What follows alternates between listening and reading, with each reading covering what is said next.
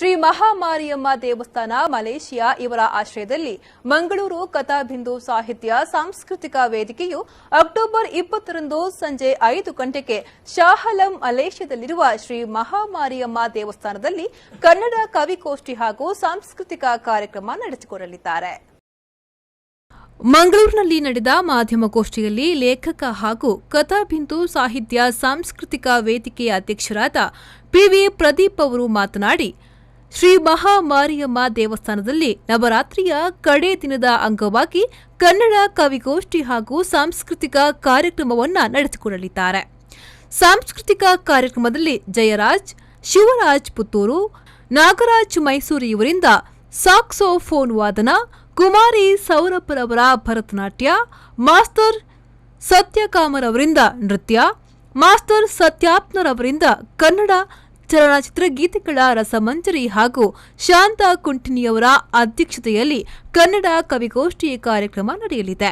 ಈ ಸಂದರ್ಭದಲ್ಲಿ ಬಿಕೆ ಮಾಧವರಾವ್ ಅವರಿಗೆ ಚಿತ್ರಕಲೆಯ ಜೀವಮಾನದ ಸಾಧನೆಗಾಗಿ ಲೈಫ್ ಟೈಮ್ ಅಚೀವ್ಮೆಂಟ್ ಅವಾರ್ಡ್ ಅನ್ನು ಮಲೇಷಿಯಾದವರು ಕೊಡಲಿದ್ದಾರೆ ಎಂದವರು ಹೇಳಿದರು.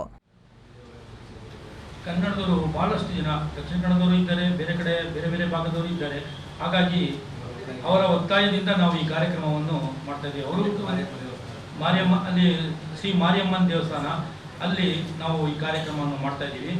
ಆ ದೇವಸ್ಥಾನದವರು ಇಲ್ಲಿ ನಮ್ಮ ಮಂಗಳೂರಿನ ಚಿತ್ರಕಲಾವಿದರಾದ ಬಿಕೆ ಮಾಧವರಾವ್ ಅವರಿಗೆ ಲೈಫ್ ಅಚೀವ್ಮೆಂಟ್ ಅವಾರ್ಡ್ ಅಂತೇಳಿ ಆ ದೇವಸ್ಥಾನದವರು ಕೊಡ್ತಾ ಇದ್ದಾರೆ. ವಂದನೆಗಳು. ಪ್ರಥಮ ಬಾರಿಗೆ ನಾವು ಕಥಾಬಿಂದು ಸಾಹಿತ್ಯ ಸಾಂಸ್ಕೃತಿಕ ವೇದಿಕೆಯವರು ಪ್ರಥಮ ಬಾರಿಗೆ ಮಲೇಷಿಯಾದಲ್ಲಿ ನಾವೊಂದು ಕನ್ನಡ ಕವಿಗೋಷ್ಠಿ ಹಾಗೂ ಸಾಂಸ್ಕೃತಿಕ ಕಾರ್ಯಕ್ರಮವನ್ನು ಮಾಡಬೇಕು ಅಂತೇಳಿ ಯೋಜನೆ ಹಾಕಿದ್ದೀವಿ. ಇಲ್ಲಿಂದ ಸಾಧಾರಣ ಒಂದು 20 ಜನ ಕಲಾವಿದರು, ಬೇರೆ ಬೇರೆ ಕವಿಗಳು, ಹೀಗೆ ಎಲ್ಲರೂ ಇಲ್ಲಿಂದ ಹೋಗ್ತಾ ಇದ್ದೀವಿ.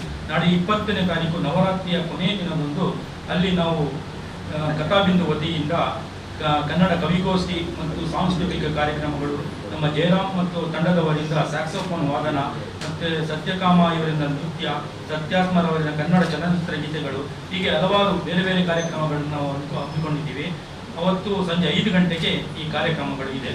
ಮಾಧ್ಯಮಗೋಷ್ಠಿಯಲ್ಲಿ ಧರ್ಮದರ್ಶಿ ಹರಿಕೃಷ್ಣ ಪುನರೂರು, ಚಿತ್ರ ಕಲಾವಿದ ಬಿಕೆ ಮಾಧವರಾವ್ ಹಾಗೂ ಕವಯತ್ರಿ ಶಾಂತ ಕುಂಟಿನಿ ಸೇರಿದಂತೆ ಇನ್ನಿತರರು ಹಾಜರಿದ್ದರು.